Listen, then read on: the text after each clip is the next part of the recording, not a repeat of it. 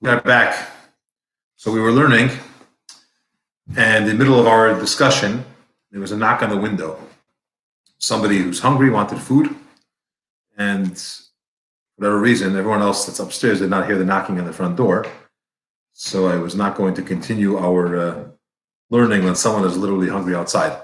But my wife and the kids are taking care of it. They're going to give her the food while we stick to social distancing, and we'll continue our learning. It's a good opportunity to mention that when somebody is in need, you can't be too absorbed, even in spiritual pursuits, not to heed to their calling. I don't know if you're able to hear it in the prior video. They're knocking on the window, and someone, yes, she saw light on the window, so she was knocking because they didn't hear her knocking on the front door. But let's continue. So we're talking about the teaching of Yehuda ben Tema. Yehuda, the son of Tema, tells us certain things that a person should be, behaviors we should have. So he says you should be bold like a leopard, swift like an eagle. Bold like a leopard means you have guts, meaning you're not easily discouraged because someone came and made fun of you, or someone's laughed at you for some kind of good behavior that you started doing. You take these things with stride, and you don't easily let ridicule of people and outside influences get to you. Swift like an eagle means be quick to shut your eyes. The way the human nature works is our eye sees, it impacts, it flows into our heart. Our heart starts to feel a certain way, and then based on our emotions, we act on them. Okay, so you saw a good piece of cake, you really want it, the feeling is in you that you like it, and you have this yearning, you're just pulling towards it, and then the action is you go and you acquire it, you eat it, whatever. Be quick to shut your eyes. You see something that's a negative influence, you know it's going to cause you to feel a certain way, hold back. Okay, just keep it out of sight. And it takes effort to close your eyes. Do it. There are many examples of this in life, but be mindful of what you're looking at, what you're seeing, what you're allowing your eyes to take in.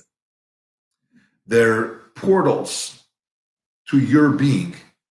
And you choose if you want to have certain influences get into your life or you don't want them to get into your life. It's totally up to you. There's a famous story about a chassid, a talmid of the Maggid of Mezritch.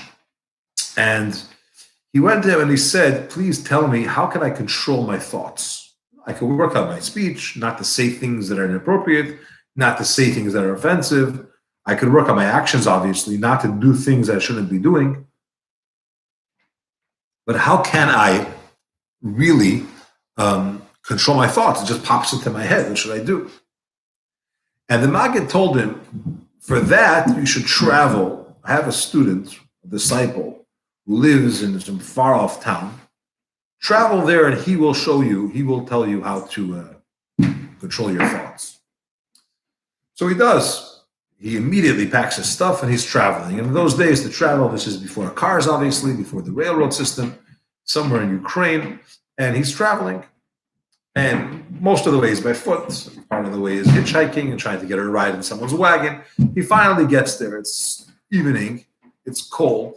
He's exhausted from the day's journey, which collectively took several weeks. He knocks on the guy's door, and there's no answer. And he hears people inside. So he's knocking and knocking. Nothing. He then feels cold. It's freezing outside. He's tired. So he knocks and knocks. And finally, after like 25 minutes of knocking and knocking and shouting and knocking, he opens the door.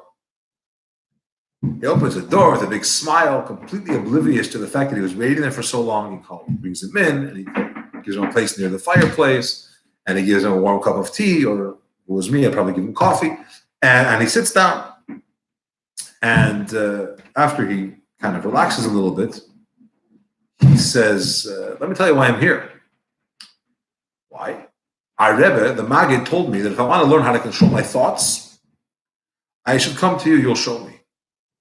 He said, and? Well, please show me. He said, I did. What do you mean you did? When you were outside knocking, I heard you, but it's my house. I decide who comes in, and I decide who doesn't come in. It's up to me to open that door or to leave it locked. Your thoughts is you, and you have control over your body. You could decide what you're letting in, what's okay for you to see, to absorb, and what's not. And that is really the key. And that's what he's saying here. Be swift like an eagle to close your eyes when you don't want to see certain things, or you know that you shouldn't be seeing them, or it's not good for you to see them. Because again, it starts with the sight, then the feelings, then the actions. Be swift, run like a deer. Okay, your feet should always run with alacrity, with excitement, with enthusiasm. Run quickly to do what you're supposed to. Be strong like a lion. That represents the heart, because strength in service of Hashem context means strength of the heart. You're strong, you know what you want, you're focused. That's what it means.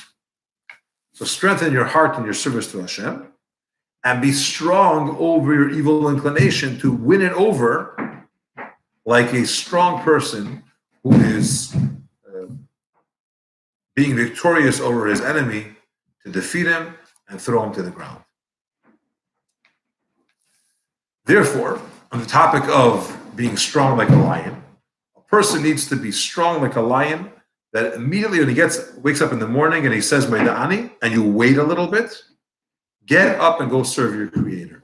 Now, waiting a little bit is not inconsequential. The reason why he says wait a little bit is because medically, it's dangerous to jump up the moment you wake up out of bed. Wait a minute for your body to just get accustomed, and then you can get up. Don't jump from the lying position to the standing position right away. And again, this is in the code of Jewish law, but it's medically been proven that it's dangerous for a person. A person could faint. It's not good for them to get up the moment, to stand up the moment after they wake up. Now, why is it so important not to lounge around in bed and procrastinate and take your time? Rather, when you wake up, get out of bed. I'll insert here. I won't insert, but I'll add that in today's day and age, you don't have to reach for your phone and start to check if you have any emails and find out anything that happened overnight in the social media. First, get up, wash up, do your thing, say the blessings, etc. Then you'll get to the other stuff. But get out of bed right away. So he says here, a person should get up right away. Why? Before his evil inclination starts to come up with ideas and all different suggestions of why you shouldn't get up. And it'll convince you. For example, we'll tell you in the winter, what? You're going to get out of bed now, go into the cold. You're going to get up early. Who does that? It's still dark outside, etc. The longer you wait, the more problems you're going to have, and the greater the struggle is going to be. Remember this, he says. Get up right away. Just do it. When something has to be done, don't procrastinate. Get up and do it, because when you do it right away, it will avoid all of the issues that come up and try to stop you from doing it. In the summer, it's going to tell you, listen, don't get up right away. You're not fully rested. It's the summer, or other types of arguments. But you can rely on your evil inclination to always come up with reasons why you shouldn't do the right thing. And therefore, you're awake. Wait a second. Same way, Da'ani, wait a second, get out of bed. The evil inclination knows very well how to catch people not to do the right thing. So be strong like a lion. Be focused on what you decide you want to do. Get up and do your thing. And even if it's very hard for you because of laziness or something else, just remember where you're standing and who you're standing in front of, and get up and go serve God. Don't make the mistake of saying, I could learn in bed too. I can do it here also. You need to just get yourself up and go. And he says a piece of advice is focus for a moment and think that if somebody was calling you to get up and go to some kind of business deal where you're going to earn money, or you're going to pick up a debt that's owed to you, or someone's calling you and saying, go run, save your money that shouldn't get ruined, right? There's a fire, go get your stuff right away. right? You would get up immediately. So while you're lying in bed and thinking, maybe I should get up, maybe I should not get up, remember that if this was a business transaction, if you thought you had some kind of financial benefit from this, or you're going to save yourself a financial loss, you would have gotten up right away. Well, right now you're going to serve the king, which is God, king of all kings, right? Go do it. Right? If you were summoned by the king, you get up right away. You wouldn't procrastinate. So of course you should get up right away. And here is a fascinating teaching, which I think is a tremendous piece of advice. He says as follows: if you're going to accustom yourself, get used to doing this 4 or 5 times, you'll find that it won't be so hard afterwards. Because the principle is, a person who's coming to become purified, we help him. If you want to do the right thing, Hashem will help you. Now, there's a struggle. We live in a reality of evil inclination, good inclination. There's balance in the world. The reason why there's balance is because you have to have free choice. If we all want to do the right thing, then there would be no free choice, and therefore no reward, no punishment, no challenge, all that. We are going to have challenges in life. However, if you get into the habit of doing something 4 or 5 times in the morning, you get up even though you don't want to, you get up even though you're tired, you get up even though you have excuses not to, after a while it won't be so hard for you. Why? Because God is going to help you do the right thing because you're trying. It's very crucial to remember this point, that when you do your part, Hashem adds his part to you, and it makes it all that much easier. Okay, so in the beginning, it's tough.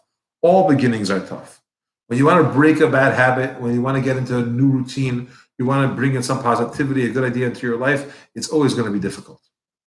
But when you break through, when you do it a couple of times, you get an extra help from above. You get an extra assistance from Hashem.